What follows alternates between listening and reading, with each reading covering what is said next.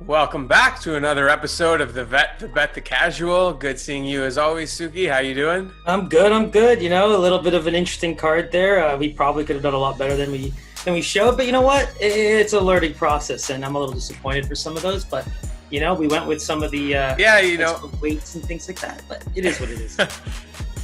Yeah, we're fresh off of UFC Vegas 15. It was a pretty interesting card. You know, in terms of posted plays, you know, we did go 3-3 up units because we did take some good ones in positive money.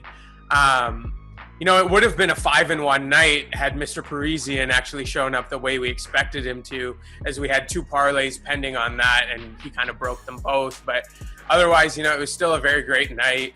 Gina Mazzani was a great call, especially not to go the distance. Bill Algeo, Joseph Manis.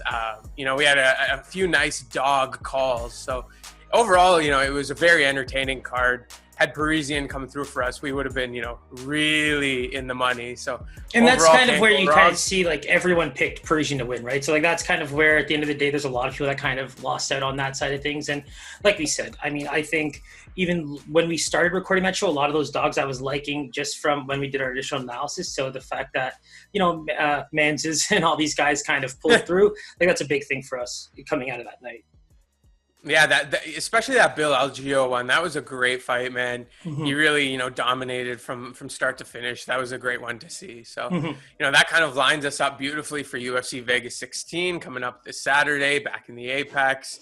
Anything else you want to touch on before we dive right into this? No, let's get right into it. It's time. All right. And so, you know, to kick us off, guess who's back? It's Jordan from the Challenge. He's back. You know, we did see that this fight would be scheduled a few weeks ago. Luis Smolka versus Jose Alberto Quinones. But, you know, Smolka, in trying to make weight last time, got really ill. And so we were unable to see this fight. So, you know, it's back a few weeks later. I'm really excited about it.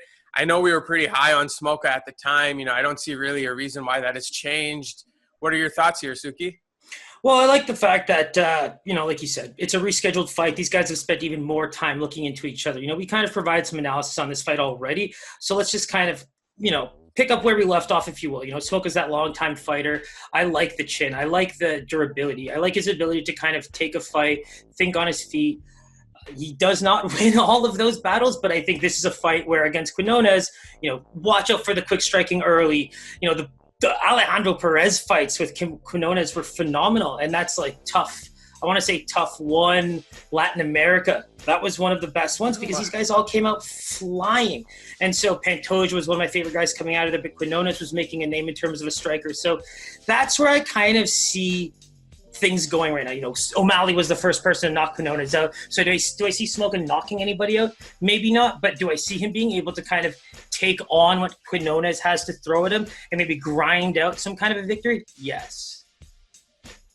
Absolutely. And so, you know, we've touched on it before. It's our favorite plays, you know, picking the lines. Do you see any line movement from last time? Do you kind of see this landing around similar to where we saw last time? Well, to be honest, I actually still will call Smolka the favorite, and I'll give him a line of minus 170 as is. You know, I won't say that I've paid too much attention to old lines because I kind of like to play the game, if you will. And so the way I still see the fight is very similar to how I called it last time, which was the minus 170, minus 180, maybe a minus 160 if they want to give Quinones some respect, but that's about as far as I can take it. Yeah, and so, you know, last time when we kind of reviewed this fight, Smolka was sitting at about a minus 120. He has improved his odds similar to what you were expecting. He's about a minus 135, minus 140 now. So, cool. You know, right in line with what we were thinking. And there's a good chance that one could also potentially move up depending on where we see things go for the rest of the week and also the weigh-ins. But, you know, Quinones has a good striking caliber on you know, under his belt, and I just think, you know, if Smolka can handle that, this will be a tough fight for Quinones. Perfect. And yeah, so stay tuned for that one. Should be a good bout. All right. And so up next, we got Gabriel Benitez against Justin Jaynes. You know, this is another fight that was scheduled for a few weeks ago. I'm pretty sure both dudes came down with the Rona, so had to be rescheduled to now. But still, you know, very much looking forward to it. Benitez comes in. He has, you know, a bit of a reach advantage. He hasn't won since 2018. He's only fought twice since then in the UFC, a couple of tough losses against Youssef and Morales. So, looking forward to seeing if he can bounce back. Justin Jaynes, he recently made his UFC debut about 6 months ago. He's gone 1-1 since. He knocked out Camacho, but then had a tough loss to Gavin Tucker, which was a very, interesting, fun fight. But, again, another dude who's taking his third fight in 5 months. So, he should be battle tested. He should be ready to go. Cardio should be up there. And, before you dive right into it, I just wanted to drop a fun fact that I stumbled upon Justin Jaynes. But his dad actually has cancer and is flying down to be in his corner for this fight, as he's projecting this might be his last fight. So, I thought that was kind of a cool tidbit. A lot of motivation there for Justin Jaynes. So, let's let you dive right into it. Yeah, so, I got a couple interesting stories with Jaynes as well. And we watched him fight, right? And it's funny, like, I've actually had a personal discussion with Jaynes about how that last fight went. And he actually, kind of agreed with me that he was a little flat-footed in that last fight, that the weight cut didn't go as well as he wanted it to. And he did say, like, that's something he's going to be working on very, very, very hard going into this fight against Benitez. Good thing for Jaynes is that last fight that he was supposed to have was, a couple weeks ago in November. Benitez tested positive for COVID. So that bought him a couple more weeks. Like you said, his dad's going to be in the corner. The thing with Jaynes and that whole concept of, people must be wondering, like, it doesn't look like he's been in the UFC for that long. Doesn't look like he's been fighting that long. But, the guy has an immense amateur record. He's been in the game for a really long time. I personally would love to see him kind of stick it out.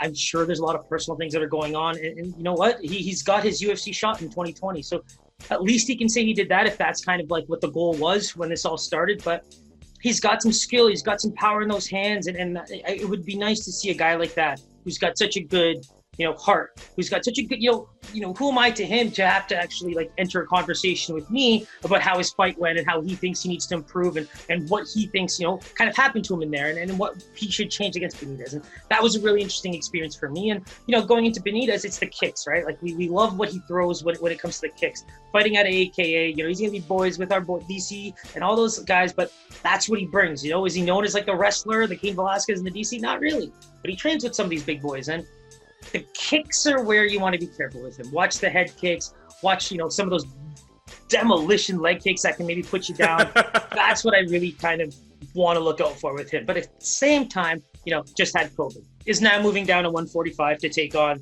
Jaynes in this fight. That's the part that kind of really rubs me the wrong way a little bit because I think Jaynes is going to be going to this fight very, very motivated and looking to, make up for that last fight because you mentioned it best. Like that Tucker fight was something where he was a huge favorite.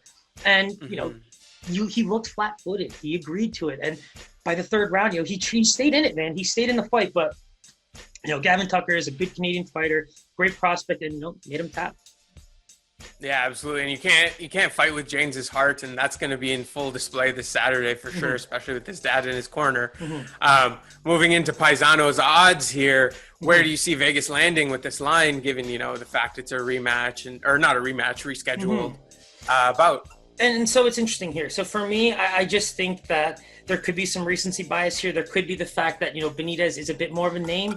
So I am leaning to one of those classic lines of, say, Benitez at a minus 115, minus 120, because that does kind of put him in a bit of that dog range with that 50-point bracket. But yeah, I mean, in terms of everything that you can read on paper about these guys, I just can't help but feel Benitez might get the edge. But at the same time, I can question that. And to be honest, I don't think this is one that'll surprise you too much. Benitez does come in a favorite, slightly higher number than you expected, closer to about a minus 190. Okay. Vegas is fearing those kicks a little bit, but Jaynes comes in, anywhere between a 160 and 170 dog, which provides a lot of value given all that backstory. Yeah, so the way he kind of fights, right, like that, the length fighting from Benitez is where I see a bit of the advantage. But at the same time, if Jaynes can get in there and if he can actually land some big blows, because that's what he's going to be trying to do, right? Like landing those big right hooks and things like that can kind of knock you off your socks a bit, Like that's the only way you're going to kind of put Benitez off of this game. And I think if he can avoid some of those, real menacing kicks to kind of slow him down, that might help him in, say, the later rounds. But, no real huge height advantage or anything like that for either guy. So that's where I think, the length fighting and things like that, if Jaynes, uses that experience to his advantage, maybe he can actually get in there and maybe land those blows, maybe get a takedown and work his offense, Yeah, absolutely. And I think, we'll kind of stay tuned for this one, even as I track line movement right now. It is continuing to move in Benitez's favor. The live line right now is -200. Okay. So, we can get Jaynes at a +170. Let's wait till weigh-ins and see if there's any true value on the dog there. Perfect. Sounds good to me. All right, I'm really excited for this next one. Every time a Georgian fighter is on there, we get excited. I don't know what kind of pumping out machine they got here, but prospects are going out like style here, man. Mm-hmm. So yeah, we got Ilia Topuria here. We've seen him recently. He did beat Yusuf Zalal, in decision. I believe we were on Yusuf in that fight. Correct. It was a great fight though. It improved his record to 9-0-0. This guy is a true prospect in the UFC. I'm really looking forward to seeing if he can keep that going. He does come in, against the vet in Damon Jackson, fighting out of Texas. He did make his UFC return in 2020 with a submission win. He has a great 18-3-1 record. This one's going to be a barn burner, man. I have no idea which way to lean here. But let's see if the older guy can keep up with the young buck here. Yeah, so here's the thing. Damon Jackson, I really liked him going into his last fight because of that experience, because of that submission work. And you know what? It paid off. The thing with Topuria, why do we like him against Yusuf Zalal? Well, Zalal is your, very well-trained, American-style striker. And what I mean by that, like the footwork is there. The mixed martial arts gene is, embedded in this kid. And the one thing that I really loved about him is Topuria. Topuria came in there as a massive, massive prospect. He's really, really popular out in Europe. His tape was very minimal. And I think that's where some of the people that might not have given him as much credit were kind of going based on, Yusuf Zalal was on such a good tear as well, right? So that fight really opened some eyes when it comes to Topuria's grappling, his ability to mix it up with a striker like Zalal. I think the one thing that I would have criticized him on a little bit is, Zalal, who loves to stand and loves to strike with people, was able to get out of a lot of submissions. He was put in some absolutely brutal defensive positions, whether it's, almost finishing a submission or very opportunistic grappling for Topuria. He was able to get out of a lot of those positions, and he was able to come back with some attempts of his own. He was able to keep the fight standing as much as he possibly could against the guy who was just trying to get him against the fence and down to the ground as quickly as possible. Now, let's look at Damon Jackson, right? We got a guy who, kind of wants the fight to go to the ground. So that's where, for me, I'm thinking about Topuria's game plan where, I've seen you, bro. Like, I know you can fight now, but you're now taking on a guy who wants the fight to go to the ground. And you love that pressure. You love that up against the fence and taking to the ground type of fighting style. So that's where this becomes a very interesting fight. And I don't know what the lines look like, but, based on even your introduction, I don't know if you're trying to lean me one way to take me away from a certain type of feeling, but that's where I kind of lie with the whole concept of, Damon Jackson coming in as a really good experienced grappler, and Topuria being that, push forward, wrestler style, good strikes to kind of open up the grappling. I think that's where his striking really comes from. It's like jab, jab, cross, change levels kind of thing. Even with his kicks, he seems to be trying to tire people out. And that's why I like Topuria, because I think for his game, he does a very good job of setting it all up. He's. It seems like he's constantly improving as well. Yeah, you took the words right out of my mouth right there. I won't call him a perfect fighter or anything like that. But what I do believe is that in terms of game plan and style, he knows what he needs to do to kind of get in there and work his game plan to perfection. Now, what's the difference there? What happens when certain things are thrown at your way? I always talk about tape, right? John Jones, why is he so good? Yeah, skills are there, but the man watches tape like nobody's business. And so what I would kind of say is, if I'm Topuria, kind of check out what Damon Jackson likes to do. He's going to be looking for limbs, If you're going to be taking this fight to the ground, make sure you stay on top. Make sure you're getting opportunistic positions to ground and pound and maybe try and secure a submission of your own, but don't get caught. Yeah, absolutely. And so, let's dive right into the odds there. Who do you see as the favorite and where do you see them landing? Yeah, and so, even if I look at my notes here, I don't know if I just convinced myself to go even higher on the odds, but I currently have Topuria as a -200, a -210 favorite, with Jackson coming in at probably a +170 to a +190. Oh, ding, ding, ding, ding, ding, ding, ding, ding, ding. I wish I had an actual bell for that one. Honestly, you're probably your most perfect call. Ilia did open at a minus 200, right exactly where you thought. As I was looking yesterday, he had moved to a minus 220. Wow. And Okay. right now, he's a minus 250. So it seems like it's continuing to trend that way. Wow, that's good to know, man. That's a fight I was looking into going into like our show today, and so that doesn't make me feel good in any way, but at the same time, it gives me something to go on, if you will, as we try to line up some of these picks like we did last week early on. Yeah, it seems like the line movement is kind of confirming which way we're leaning. So correct. Stay tuned for that one, but I don't see a scenario where we don't lock in Ilia in some sort of parlay. So up next, we have a bantamweight bout between Jimmy Flick and Cody Durden. Cody Durden is dropping down, to flyweight for this fight. He fought in bantamweight recently against Gutierrez, which ended up being a draw. So it'll be interesting to see in his second UFC fight how he deals with the flyweight division. He'll be fighting Jimmy Flick, who we recently saw win on Dana White's Contender Series. He beat Nate Smith. He's fought Gutierrez in the past as well, and he actually lost to him. But he is on a 3-win fight streak. So very curious to see, where you see this one going and, actually which way it goes. Yeah. So, here's my big thing with this fight. You just talked about it. Cody Durden coming down in weight. That's probably the first thing let's take a look at. The Gutierrez fight was a draw. I watched the whole fight twice. I just think that he doesn't really set up combos very well. Like, if you want to work your wrestling, you really got to convince a fighter that you're able to stand with them, right? If you're just going to throw one big kick or one big punch and then try to go for a very, semi takedown, if you will, it's very readable by, say, quick fighters, especially smaller guys, who are very light on their feet. So I think that's where Durden kind of let that fight slip away, because he started out really strong, and Gutierrez was just able to find ways to kind of sneak in the points, if you will, and steal that a little bit. But the weight cut's going to be huge. Jimmy Flick, we saw him on the Contender Series, and I really liked what I saw for the most part, because what I really did like about him was that he always chases the submissions. He looks like he has some type of elite potential when it comes to the grappling. But at the same time, what I didn't really enjoy was that you found that he kind of lost the submissions a lot. He was defended very easily, and it took him constant transitioning throughout 3 rounds of submission work to get the finish in the 3rd round via, I think it was an arm triangle choke.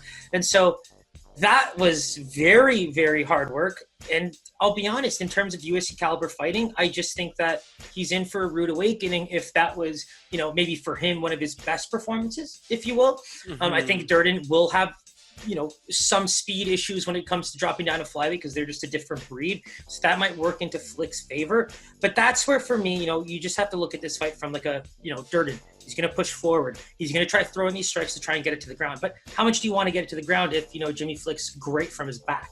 If he's going to reverse you and get top position and kind of work some submissions, is that really what you want? Because you really come off like the kind of guy that, wants to work some wrestling style ground and pound, maybe take a neck and a rear naked choke or that kind of thing.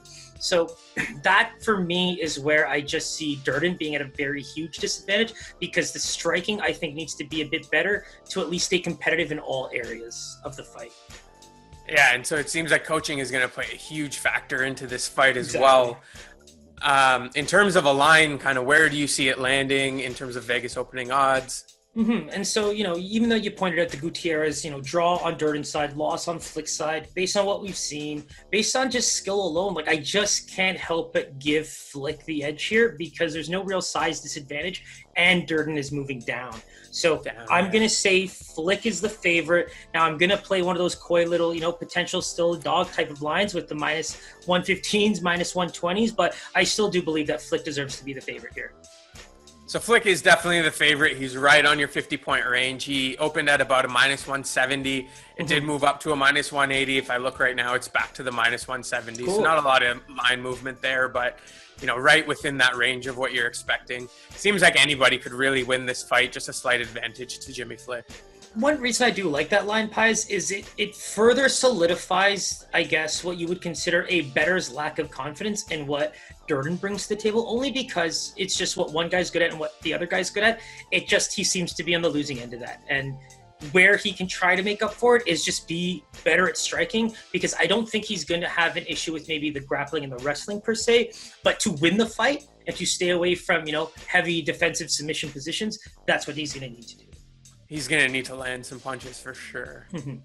Absolutely. So stay tuned for that one. We're going to be monitoring line movement, but on initial lean, I don't see us really touching this fight.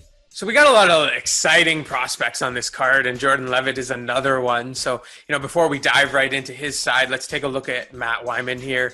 A dude who's been around for a very long time. He must really just love the sport, because I don't see a reason why you're still fighting here. He, it took a long break from 2014, came back to the UFC for 2 fights recently in the last couple of years, both of which have, didn't go his way. He lost to both of them. He does sport a 16-9 record at age 37. Kudos to him for still fighting. I got to give him that respect. There must be a true passion for the sport. Jordan Leavitt on the other side, he rocks that 7-0-0 record. He did submit Luke Flores in the Dana White Contender Series, which we saw recently. Seems like a very talented kid, a lot of reach, very exciting prospect. So I'm looking forward to seeing what he brings to the table. Do you see any hope for Wiman here? Well, it's funny. We want to talk about having that experience under your belt and things like that. But what really sucks for him in this fight is just the overall, I guess, let's not call it a mismatch, but just the skill that kind of comes into play here. Because Jordan Leavitt is the kind of guy that's going to look for opportunities. He's the kind of guy that seems to really love arm submissions. Well, I don't know what it is, but arm triangle chokes, arm bars, Kimuras, he's just constantly looking for him. And the way I see it is he's a grappling fighter. He very much is. So if Wiman can come in here, maybe really, really tighten up that boxing and kind of dictate the pace early on, he might be able to kind of steal some rounds and maybe surprise Leavitt a little bit, because the one thing we can say is in that 7-0 record, this will be his toughest fight. Regardless of Wiman being one of those old school guys who clearly, the UFC has made so many drastic changes over the last 5 to 10 years. So anyone who's been fighting, say, before that half decade does have a huge hill to climb. And if you were in your 30s at that point, you're probably either going back to the drawing board, trying out something else, or coming back now when, fighters who tend to need fights are getting opportunities. I think that could have a lot to do with it. Maybe he always wanted to fight, but just wasn't getting the opportunities with the increase in talent and the increase in the roster and stuff like that. But he's under contract. He's getting a fight against, an up-and-coming guy who loves the submission game. I just, going back to your original question, it's hard to find a way for him to win, but does he have the experience to grind something out here and maybe steal it? Sure. Yeah, and I think it's going to truly take a steal to win this one. It's a tough matchup for him. In terms of Vegas odds, where you see this landing, kind of where do you see the odds landing here? Yeah, and so going back to I'm just surprised I'm even watching this guy fight. It makes me feel hella young. And the one thing I'm kind of saying, it's he has to be the dog, right? Even though he's lost to only really, really good fighters over the last 10, 15 years, it's just you just don't have anything for me to go on. Whereas with Leavitt, everyone who's getting into fights over the last year or so is seeing this man just kind of go crazy with his wrestling and submit people and that kind of thing. So it's hard for me not to give Jordan the lean here. And I've got him at somewhere between minus 250 and minus 300, to be honest. Dude, you came to play today, man. You came to play today, I got to say. Oh, really? He did open. Yeah, you hit the 50 mark range. And like we said, when these big spreads come up, it's hard to hit within 50 points. But he did open at a minus 350, which is right on the tail end of your minus 300 there. And it is rapidly moving. When I looked again yesterday, he was minus 380. If I look online right now, he's minus 400. It is constantly moving that way. Okay. Yeah. Okay. Good to know. I'm going to say we might have missed the boat, from a Vegas playing perspective. You might not be so happy about that one, but yeah, there's a chance we might have missed the boat there, because it's hard for me to give a guy like that taking on his first real UFC veteran a minus 400 favorite. Yeah, it's just hard for me. There's no real value in that line there. So now we got a heavyweight bout on the card that we're very excited about. Someone we've seen fight in multiple weight classes in John Vellante. He's taking on Jake Collier. This is going to be a very, very tough one to call as well. John has lost 3 of his last 4. most recently, I think we touched on this one, the Mo Green one. Somehow he got choked out from the back. Or sorry, from the bottom. From the bottom. You know, it's like you've never say that statement before, so it's like hard to even like say it out loud, you know? Just get it out, exactly. Yeah, but he got terrible mistake from that one. He was definitely dominating that fight, but one mistake and you get choked out from the bottom. So, he'll be looking to bounce back from that one. Jake comes in, he has a pretty interesting record. It seems like he's very much on the trend of win one, lose one, win one, lose one. He's done that for his last 6. Most recently, he is coming off of the loss against Aspinall, who we've seen, fight recently a few times and has actually looked really good. So that's kind of one of the more credible losses that he has under his belt. But we've kind of seen a bit of both of them just recently, but they've both taken breaks. So it'll be interesting to see where this one goes. Yeah, so I mean, Gian Vellante is my boy. He provides me with as much comedy as I possibly need when it comes to fighting in the cage. And I don't even think I've told you about this, but they used to have fighter retreats back in the day.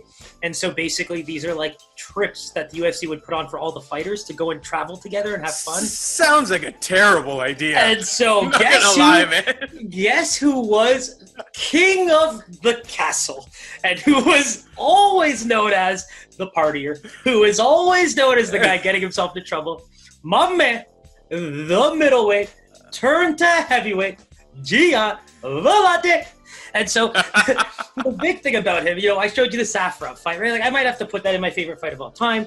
That is comedy. That's the closest thing you're going to get to comedy while watching two men punch each other in the face.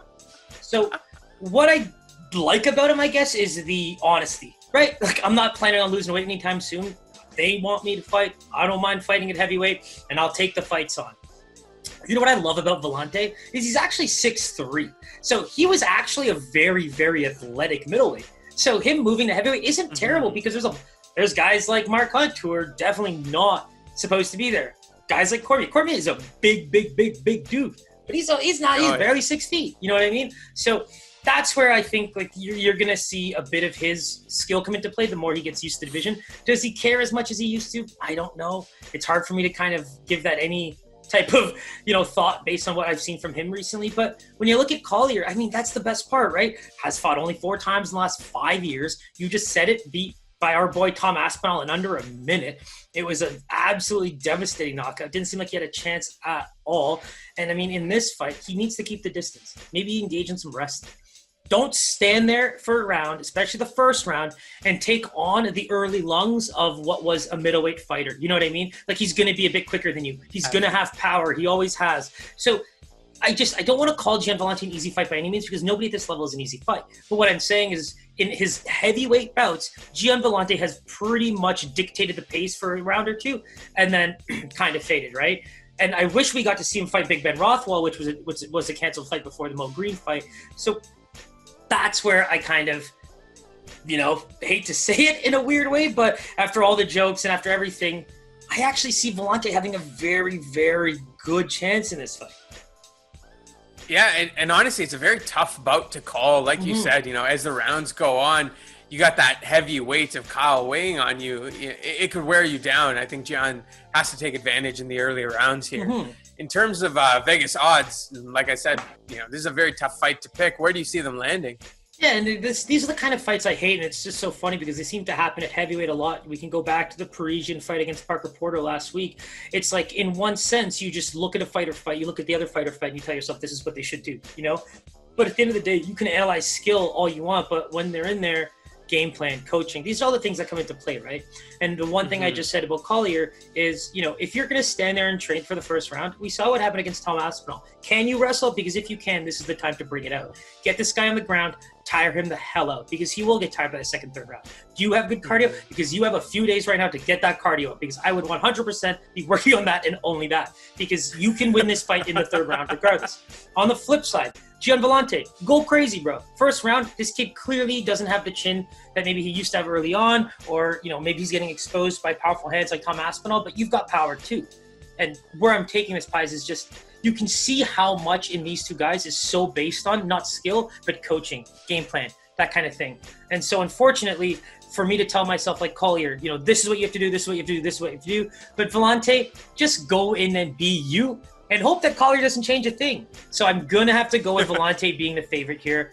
I don't think it can be much, and I'm going to put him at a -140, -150. So right on the tail end again, you've hit that spectrum, 3-4 times in a row now. But Vellante opened at about a -230. Yesterday when I looked, -220. Right now when I look, it's -200. So that line is dropping, goes kind of right in line with us knowing that this is a very tough fight to call, and it's going to very much depend on. Come on, Pies. I know you want to give this some kind of like a credible reason for why that line is dropping. We know why that line is dropping. Go watch the dude's last 3 fights. You know why the line is dropping. Just that simple. It's just that simple. Let's not waste time being technical about this. Gian Vellante is not going to get the edge by anyone who's going and watching the last 3-4 fights that he's been in. Fair enough. I was trying to give our boy a little boost here, but that recency bias is showing why that line is dropping. Without question, my guy. But with that said, is there a better? Yeah, but is there a better, prelim main event right now to get our, giggles going, if you will? Not really. This one's really going to line up the main card nicely for us. I can't wait. And that takes us right into the main card. This is a great fight to kick off the main card. I'm really excited about this one. We got Nate Landwehr coming in against Movsar Evloev. This is going to be a great one. Movsar comes in undefeated, sparkling record of 13-0-0. He is 3-0 in the UFC since entering the UFC, and he has some big wins. So I'm curious to see what he does this one. Nate, he made his UFC debut in 2020. He did lose a tough one to Herbert Burns. He bounced back nicely, unanimous decision against Darren Elkins, which I believe we were on that one. I'm really excited to see him get back into the ring. This does seem like a tough fight for him. So I'm curious to see where you think this one lands. Yeah, so you kind of said it best, right? It is one of the tougher fights on the card. Even looking at the lines that I have set up right now, before I even get into them, it was a tough one for me. This really was, and you'll see why. But okay, when we look at these guys, like you said, 3-0 UFC record dating back to 2019. What we're finding a lot now, Pies, is with this immense roster that the UFC has put together, there's a lot of people riding between 2 to 4, 5 fight win streaks now. It's actually kind of crazy because I'll randomly click on a guy that I'm just trying to analyze and see who we fought last and go into that one. All of a sudden, this random guy has 3-4 fight wins as well in the UFC straight. So we're seeing a huge increase in terms of quantity and quality, and I think that's a massive thing for the sport. So enter Evloev and Landwehr, both guys who easily have championship level skill in other other rankings or smaller promotions, farm systems, if you will. So why I love this guy is he's a good counter striker. I love the way he strikes. He keeps his chin up properly. He's able to go 3 rounds without any issues. Some of his fights are really, really fun to watch.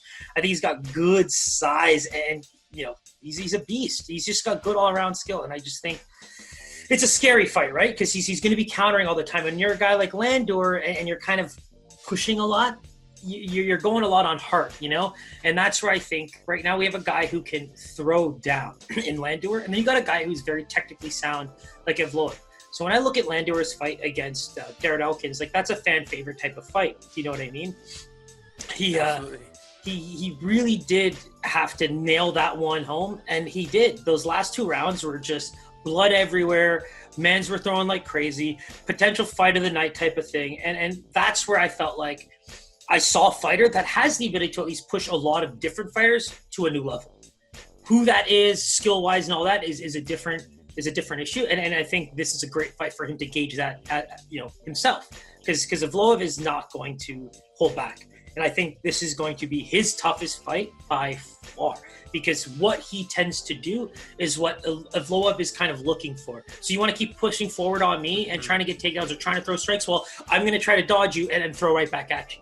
So the one thing Landwehr is going to, if he's not able to get ahead a little bit, he's going to have trouble kind of catching him, right? Because he's going to keep trying to go forward. Evloev's going to keep catching him with counters. And that's where I see this fight kind of not going his way if it were to play out that way. So now let's go into Landwehr's, big loss against Herbert Burns. That fight was really interesting because he got caught in a submission very early, and it lasted a while. In fact, if you listen to the commentators, they actually thought that Landwehr was going to tap. with Burns is locked in. He had that lock all the way to the point where they got on their feet, but then they started trading a little bit against the fence, right? It opened up a little bit. Okay, finished up. All of a sudden, Landwehr is now against the fence and kind of landing some blows. But what happens when certain fighters start throwing? They kind of forget, hey, listen, while I'm throwing punches, I should make sure that I don't take any as well. Well, here comes a flying knee off the cage, just right into his chin. Dude was out cold. Asleep with that one shot. Herbert Burns was able to tell the whole world that everybody was sleeping on his striking, and he's phenomenal, and everybody else doesn't know what they're talking about because of this one knockout, right? So that's what kind of really tells, like, what you don't want Landwehr to do here is put himself in those kinds of negative situations, especially against a fighter who I believe is better than Herbert Burns. Evloev has the striking, you know what I mean? Like, that's the difference, I think. I think he's been able to kind of get himself out of certain situations in the UFC, and that's where you're seeing a 3-0 record going into a fight like Nate Landwehr that could get him potentially a right fighter in the next bout. Yeah, absolutely. And I'm really excited to jump into these odds because, there's, 2 picks on the board that I saw that really stood out to me. So I look forward to pitching those to you and seeing where you land on those. But in terms of odds, where do you see this fight landing? Yeah, and so, maybe this is a lot closer to me from what I've seen from both guys, but I really do have Evloev as a favorite, but not by much. I have him at a minus 110, minus 120. I just don't see him being a minus 200, minus 300 type favorite in this. And if he is, I got to say, there's some serious value on Landwehr.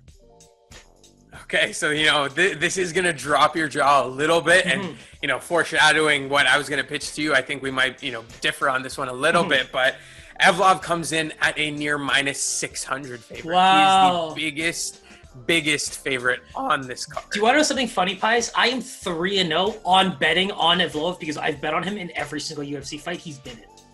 So it's kind of funny that you're telling me now he's just minus 600 favorite against the guy who I think might have a chance against him, Yeah, so I mean, diving a little bit into it, what, kind of really stood out to me is that Nate, apart from the Herbert Burns fight, is not somebody who does get finished. He has that heart of gold. He does seem to make it to the decision more often than not. And I think that plays right into Evloev's strategy. And so one thing that kind of stood out to me is that you can get Evloev in decision at pretty good odds. When I looked yesterday, it was about a minus 120. I did like those odds. Where do you see this landing? So my whole issue with taking finishes is I want juice on it, right? And there is juice on that because a minus 600 favorite coming into a fight, what I don't like about getting minus odds pies on a fight call is that, unless it's someone I have a whole amount of faith in, if you gave me that kind of, odd on a flyweight title fight between 2 guys I know that are just going to try and, distance strike and go that whole 5 rounds the whole time like that. It's a different situation. I can see that line and be like, okay, well, I've watched this a million times. I can see this play out. Right now, you're tossing me fighters like Evloev and Landwehr, and I just personally, the lines just, what has Evloev done for me to see a minus 600 favorite against Landwehr, where, the only thing that I can say against Landwehr that I don't like, there's 2 things. I don't like that he chooses to go into brawls and it negates the aspect of blocking punches to his face and tires himself out. So getting into those brawls can definitely have an effect on your cardio. And I do believe that for how he looked against Darren Elkins in the 3rd, trust me when I tell you, Evloev will eat you apart if that's what you look like in the 3rd round. Absolutely. So stay tuned for that one. It seems like, we have a few different opportunities on this one. So we're going to check the weigh-ins, see where we land. But, I do think there's a strong play on Evloev to get the decision here. And there's also great value just straight on the dog in Nate here, as he's probably around a plus 450, plus 500. Because it's really tough to finish him. And that, in my opinion, was a lucky knee that Herbert Burns landed. I'm not going to call anything lucky, but it was just like if he had his wits about him there and wasn't feeling so desperate to get that finish, I think he would have been able to block that. Agreed. And that takes us into a nice light heavyweight bout. Another boy from Georgia. I don't know how they keep pumping these guys out, but Roman Dolidze, kind of an older prospect, if we're to coin it that way, but he is 32 years old, kind of fresh on the scene. He has that nice 7-0-0 record. We did see him make his UFC debut a few months ago, and he did knock out Ibragimov. And so, there's a lot of promise. He's a very powerful fighter. I'm looking forward to seeing him take on John Allan. John Allan, he's a 27-year-old, but he's had a pretty up and down career. He's 13-5. He did lose in Dana White's Contender Series. And then he did make his UFC debut recently, which was a no contest against Mike Rodriguez, who's no slouch. That was a great bout, and it did go to no contest, so I got to give him some credibility for that one. This is setting up to be a real nice fight here. Where do you see it landing? Yeah, so let's quickly touch on John Allan Arte a little bit. So firstly, the reason why that was called a no contest is he actually ended up winning, but then he tested positive for a banned substance. So that actually put him out, I'm sure, from fighting for a good, little bit of a year. And so here we go, right? He's got incredible size for the division, I think. I see all around skill there. I really do. Against Mike Rodriguez, what I really kind of enjoyed was he negated Rodriguez's striking, because that's what he likes to do a lot. Counter strike, kind of get those kicks up, all that kind of like fun stuff. Fight was against the fence a lot. Fight was again on the ground a lot. It was just in a lot of different places. And you can tell that Arte was at least able to stand his ground, if you will. He was able to mix it up with Mike Rodriguez. He was able to kind of dictate the pace without eating too many big blows, which is what Mikey Rodriguez is trying to do at all times. And so that's what I really liked about him in that fight. But let's move on to one more of my Georgian boys, Roman Dolidze. So what I like about him here is great size. Now, you brought up Ibragimov. So what I don't like about Ibragimov as an example is that dude is 0-4 in his last 4 UFC fights. And I don't know what it is, but part of me just feels really bad for the guy, because they're not easy wins either. Like, he's definitely taking some blows and just not living up to maybe what the hype was when he first came in. But, fast forward to all these Georgian fighters who are absolutely, demolishing the UFC right now. Dolidze landed a beautiful knee that, it was initially a head kick, but then I guess he pushed forward and saw and was able to land the knee midair. It was insane. And he ended up landing a few extra strikes from the ground, if you know what I mean. And so he was definitely out. And so, yeah, I mean, I hate to say it, but call it bias. Do we have the Beaver bias, but do we have a Georgian bias? Because there might be one now.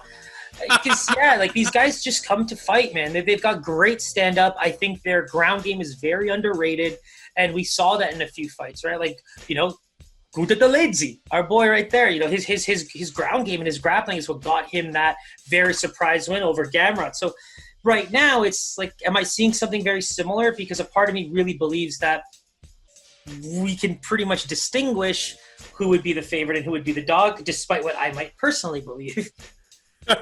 So let's dive right into it. Who do you see coming out as the favorite here?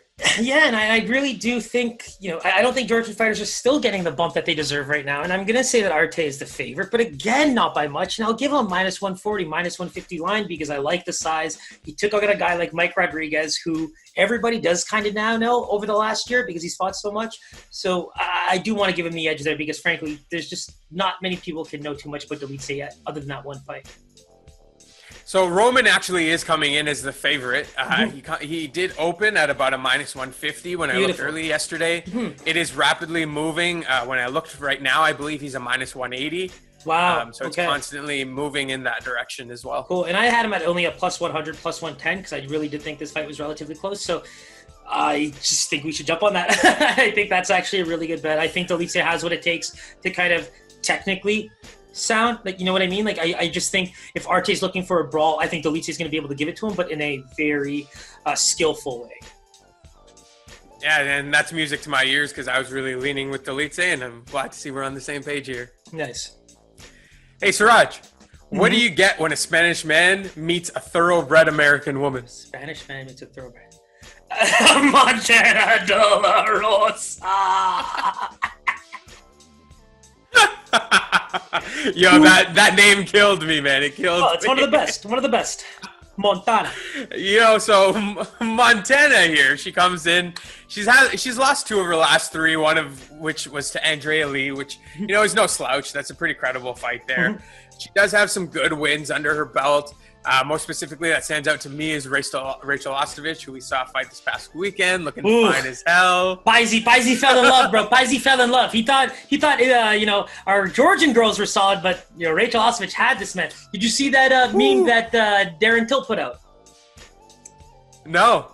Oh man, it's like, so basically there's this whole thing happening right now where like everyone's kind of waiting to see if she's gonna maybe hop on an OnlyFans account. And so there's a meme that, yeah, you know the meme of the guy like kissing his teeth behind a tree? Oh, of course. So there's the line and it goes, all MMA fans waiting for Rachel Ostovich to open up an OnlyFans account. Oh man, that is beautiful. That's me right there. Oh, you and Darren Till get along just great. So yeah, she was looking fine as hell on Saturday, but you know she didn't come out with the win. De La Rosa has beat her by submission, I believe, and you know she really has strong grappling, wrestling skills, and I'm curious to see if she can utilize those against Santos. You know, Santos comes in with a pristine 16-1 record. You know, her most recent win was against Molly McCann, which is a great win under her belt. So, you know, I'm curious to see what De La Rosa can do and if she's able to utilize some of her wrestling and grappling skills. It's so funny because like we might almost have like a weirdly opposite take on just like how we see the fighters, but like let's get into your girl Santos here. Yeah, the record, bro, immaculate. But here's the thing. So digging deeper into her record, I see that she fought primarily in an organization called Aspera FC. Now, I don't know if this place is located on the moon, but it's by far one of the hardest promotions to find any tape on anyone. It's absolutely crazy. Did the fights even happen? I don't know. Like, let's ask Bet365. Maybe they have one of those like little cameras they put up for their like Division G soccer games that nobody else knows about but Bet365. So looking at fights like this, it's just like you see her go, you know, on a massive borderline, 15-fight win streak. Most of them are all finishes. I can't find a single piece of them. I think I saw one where she kind of finished it by submission against the fence, but other than that, just very difficult to find. And I just think, now let's look at her coming to Dana White's Contender Series, right? 2018 gets the win, 1-1 in the UFC. Now, again, this is not a conspiracy theorist segment. I just, she lost the split decision to Mara Borella. Now, if you go look at Mara Borella, praise be to her trying to like just get this sorted out, but a lot of fighters unfortunately come away with wins against her. And for some reason, our girl Santos here, despite being 16 and 0 at the time, she would have been able to come away with that. And unfortunately, she did not. And so I think she might have a chip on her shoulder, if you will. There's a good ground game there. Obviously, you've seen the Tapology picture. She's not lean, or she's not like, thin or small for the division by any means. So like she's got a bit of that muscle on her. And, I'm a little curious as to where this Aspera FC has all of their tape, because I would love to see some of the stuff on her. And now going into my girl De La Rosa. I mean, she took on a beast in Viviane Araújo. You brought that fight up. If you go look at Viviane's record, she's actually taken on some really good fighters. And the one thing I want to say about De La Rosa, brought up some grappling stuff, but there's something about a fighter who can take a beating and really keep their wits about them in terms of technique and movement in the third round. I just remember seeing her bloodied face pull forward and try to use her feet and try to get some punches in there. She ended the second round really well. She was starting to come back a little bit in the third, but was still taking too many blows. But I was just so impressed with her heart and the ability to keep that technique late. It reminds me of a guy like Michael Bisping. Bisping's the kind of guy that can lose an eye in a fight and still be good in rounds 3, 4, and 5. Still coming at y'all like, yeah, get over here, man. That's who he is. And he just rarely loses the technique part of his game. And I see that a little bit in De La Rosa, especially the striking game. So I'm a little excited for this fight. She's got a good gas tank, because when you can keep that gas tank and strike like that, that's a great sign of your cardio, right? You could be immaculate when it comes to technique, but have a poor gas tank. Your strikes are just not going to look as good late in the fight, despite how good you are. So that's what I really think Montana brings to the table, and it makes me really interested in watching her when it comes to this fight. And again, our girl Santos, I wish there was a lot more of that tape to see on her, big win over Molly McCann, but at the same time, like there's something very special about this fight that I'm looking forward to, Yeah, I mean, that name alone got me excited for this fight. So let's dive right into the odds here. Who do you see being the favorite and by how much? Yeah, so I mean, looking at this fight, the more and more I analyze the skill, I just see that De La Rosa deserves to be somewhat of a favorite. I think that there's enough on the table there for her to kind of dictate the fight. And especially after taking on a striking clinic like that, you can kind of tailor your future fights to be like, okay, well, I don't want to get my ass beat like that ever again. What needs to change? And so I do have De La Rosa at a minus 160, minus 170 favorite. I don't think it can be a minus 200, but I also can't see her being a huge dog unless that record is just speaking hella volumes for Santos. So this seems like it's going to be like a mid-level jaw dropper, and maybe not the full extent, but Santos does come in at a pretty heavy favorite.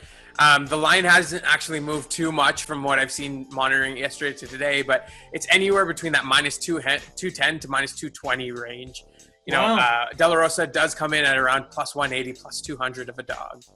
Man, I see value in that price. I just think that, seeing the striking she was able to put up against a very, very efficient and elite-looking striker in Viviane, I just, it's very, very, that's a juicy line for me, my man.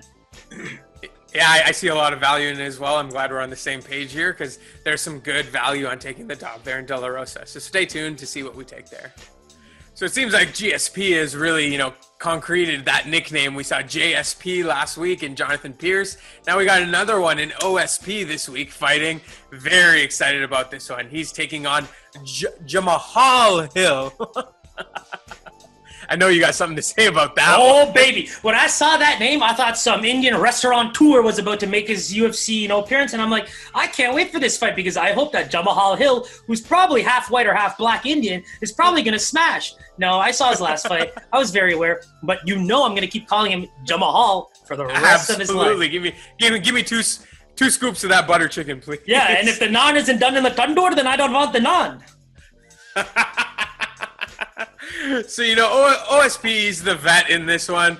He comes in having a very up and down career. Mm-hmm. He's the most unpredictable man in the UFC. You never have any idea which OSP you're going to get. Mm-hmm. He seems to beat the best of them and then struggle against fights that he should be winning. So it's going to be very curious to see which OSP shows up this week.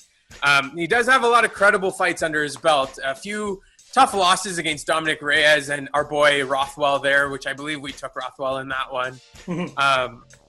But yeah, it's going to be interesting to see what he does in this co-main event. Jamahal Hill is another nice prospect. Coming in at 8-0, he did win the Dana White Contender Series and then has gone 2-0 in the UFC since. He has a lot of promise here, a lot of power behind his punches. So I'm very curious to see where this one lands. Give us some insight on this one. Yeah, so it's kind of, you said it best about Ovince and Preux, right?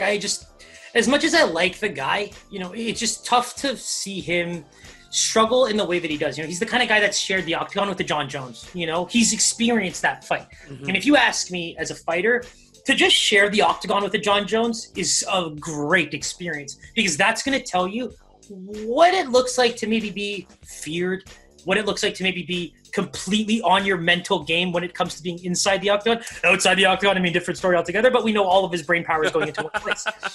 And so, the thing about Ovince and Preux is that's kind of, I wonder where he lies in that whole mental game aspect, right? The king of the Vlad flu choke. We see him sinking on so many different guys, but at the same time, why did we bet on Big Ben Rothwell? He's the dog. You've heard my explanation of Big Ben Rothwell, and that fight played out in our favor pretty well. Obviously, he's been kind of going up and down with light heavyweight and heavyweight, and in this fight, I like that he has a bit of the kind of power that's coming back to him now. But again, we're looking at a guy like Jamahal Hill who, I think over the last little bit, he's proven himself. But the one thing I wanted to point out about him, and this is a huge red flag for me, when you look at Jamahal Hill's first UFC fight, the guy was taken down 6 times. Now, you came away with a decision win, but to be taken down 6 times and come away with the win tells me that you fought someone who was either really good at taking you down or you're really bad at getting or defending a takedown, but you were able to get right back to your feet. 2 things about that scared me. 1, I don't know if it's going to be as easy for you to get up when Ovince and Preux is on top of you, for example. That's something that we just can't predict. And then on top of that, it's we've got a guy who's fought many different people in many different ways. Unfortunately, guys like Contender Series fighters or UFC debut fighters, this guy's getting a huge bump in talent when you think about this being his 3rd UFC fight, right? Absolutely. And that's where I think if Ovince and Preux is a bit of the smarter fighter here, chooses to play into his wrestling a bit, working the takedowns, he's not huge on combos, right? So he's going to look for power punches, but as long as your strikes are setting up those takedowns and trying to get you into opportune positions against the fence or on the ground where you can kind of utilize all of your power, not just the fists, but the body, the core, I just think he has potential here to really be a heavyweight against what looks to be very much a true light heavyweight, maybe even middleweight looking fighter, you know? Yeah, and so he's really going to have to use that weight and power and tire down Jamahal Hill. And dare we say more black-on-black crime here? Well, it's crazy, right? Because I keep thinking that, but at the same time, it's like, well, maybe we just have a huge influx of black fighters coming to UFC, right? Because a lot of these guys just seem to be lining up to fight each other in terms of where the UFC is trying to break these things down. At the same time, yeah, there's a conspiracy theorist in me that wants to say, hold up, wait a minute. And so in terms of odds here, who do you see coming in as the favorite? Where do you see that number lying? Yeah, and it's very interesting because in this fight, unfortunately, the way we just described Ovince and Preux and his unpredictability, you know, he just came off a knockout, but it's crazy that I still have to put him as a dog here. And not a big dog, but like a plus 110, a plus 120, max a plus 130, just because of some of the things we've seen from him recently. I do still like him, you know, to be able to utilize a game plan to get the win, but all of that stuff aside, analyzing, you know, where Vegas would see this, where the lines have gone over the last couple fights, I just think Hill can be a good, you know, minus 130, minus 140 type favorite. Yeah, absolutely. If I had my imaginary bell, I'd be ringing it again because, you know, you're right on the money with this one. In fact, that's currently where the line stands. Jamahal Hill did open at around a minus 200 initially, but it is dropping. Last I checked, It was minus 170. Yeah, so it's now minus 170. Honestly, OSP comes in around plus 140. That's just so much disrespect, man. Like, think about that, Pies. Like, same Preux. Like, I get it. Like, if there's anyone that's proven the point as to why that line should be minus 200, it might be me. But at the same time, I just think that you're overlooking some of the things he can do well. You know, like, I get that Hill's proven himself in the ranks that he's been in. But to put Preux at that high of a dog in a fight where, technically speaking, after even some of the things we've seen from against Metafield, he should have a very good chance here. And he's had a lot of experience, man. I think that experience is going to come into play for the big stage for someone like Jamahal. You know, this is one of his biggest fights, if not the biggest fight of his career in a co-main event. And OSP's experience might really come into play here, especially at those odds. Yeah, Pies. I'm very shocked by that one. And it's not like I would have jumped at St. Preux as, say, like a big dog or anything. It's just like that, to me, just really kind of sums up, maybe not recency bias, but like what a fighter can do based on, you know, not even fighting each other, but how good this guy has looked against the last two fights we saw, despite the 6 takedowns. And then we've got Ovince and Preux with that, you know, wishy-washy record, jumping from heavyweight to light heavyweight, you know. It's clearly playing a role in the opening line, but then people are coming to their senses now and being like, wait a minute, what? What? Okay, let's even this out a little bit. And I think that's what we're seeing now. Yeah, agreed. So stay tuned for that one. All right, and that takes us into our main event. We finally get to see a Hermansson fight, something we've been waiting for a long time. It did get canceled against Darren Till. Our boy Kevin Holland stepped in. We were really looking forward to seeing him, but alas, the coronavirus has played its part, and he did test positive, so we won't be able to see him. But kudos to Dana White for getting Hermansson a fight, a good fight, a really good fight here. I can only imagine what a roller coaster it's been for that scheduling team. So, you know, we do have Jack Hermansson coming in. He is fighting Marvin Vettori here, which is going to be a very credible opponent for him. In terms of rankings, this is going to be a great bout. It's good to see Vettori get his shot. He's won 3 in a row. His last loss came in the ring against Adesanya, and we know all about him. So that's, you know, no slouch right there. So, you know, a lot of credibility there. Hermansson, he comes in having won 5 of 6. His lone loss does come to Jared Cannonier, who we saw lose to Robert Whittaker in a main event just recently. So, you know, this fight is really his to lose. He's been prepping for it for a long time. He's been licking his chops, waiting for his opponent.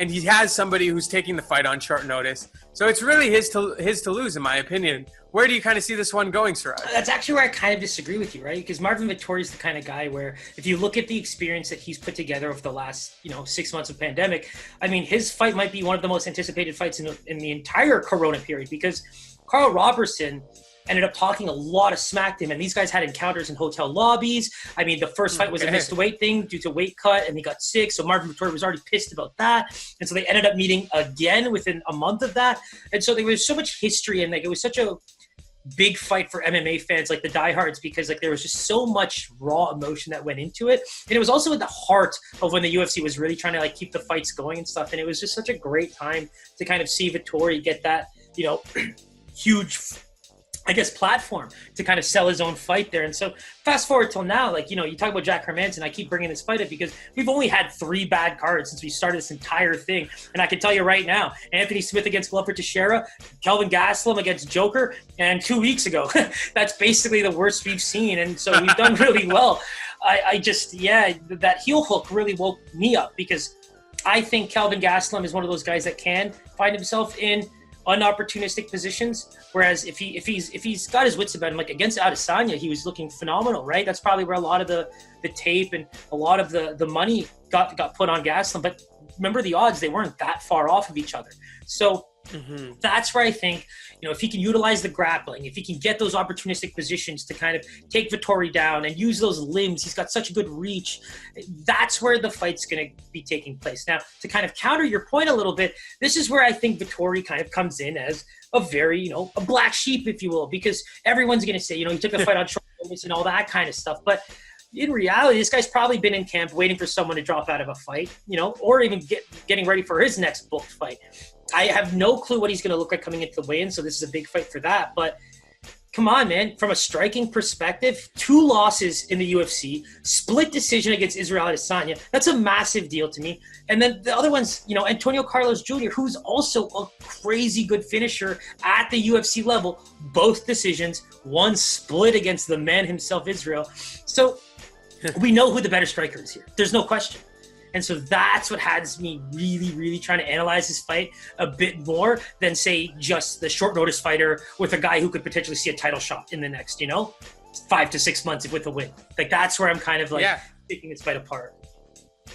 Absolutely. And, before we dive right into the odds here, that kind of analysis will come into play in pitching these odds, because I did see value in a certain side here, and I'm curious to see where you think this lands. To see if we're kind of on the same page here. So who do you see as the favorite, and by how much? Yeah, it's really funny you say that, right? Before we actually recorded the segment on Santos and De La Rosa, I kind of talked to you about how, records can be so misleading. Think about boxing. You could be a 20-0, 25-0 boxer, but you get that one loss on your record, you're boxing in your mom's basement for the next year till you get those next 5 wins to balance out the one loss. So it's like, when you look at Vettori, bro, I mean, those losses are so credible. You know what I mean? Like, he's got 3 losses to his name. One was back in 2014, even before the UFC.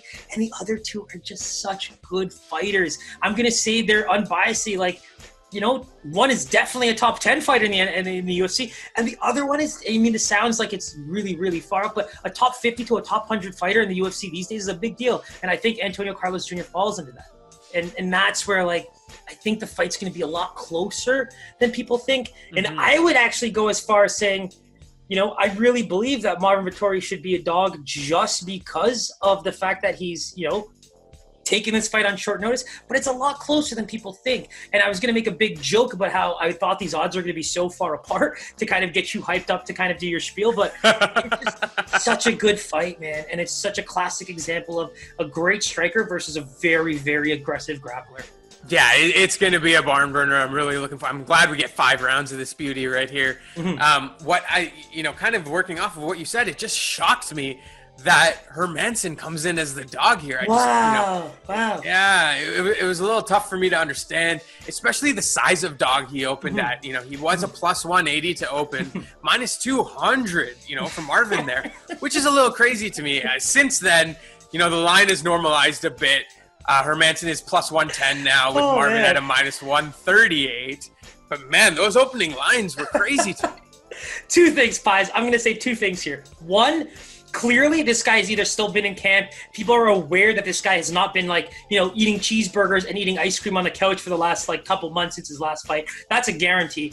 And the second thing is that I think what I just described to you from an elite striking perspective, from a grappler perspective, I think that's playing a much bigger role than I guess even I anticipated or you anticipated, because it might be that clear cut of a, evidence factor of the fight that Jack Hermansson is that much worse of a striker than Marvin Vettori. And that's playing, opening lines like that. That's crazy to me, because you have to. How do you quantify that, Pies? How do you quantify a short notice fighter becoming a minus 200?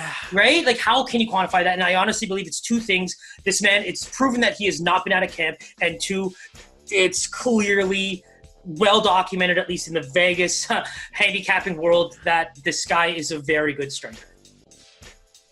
Yeah, absolutely. And that line movement is very interesting then as well, right? Like it's dropping heavily from a minus 200 to nearly a minus 130. There's a lot of moving pieces here that we're going to have to monitor. Really want to look to see how they look on the weigh-ins. Before we lock in our pick there. But Pi said it best, right? Like, the one thing I kind of want to touch on there is you have to also realize, like, Jack Hermansson is going into this fight potentially being the next in line for a title shot.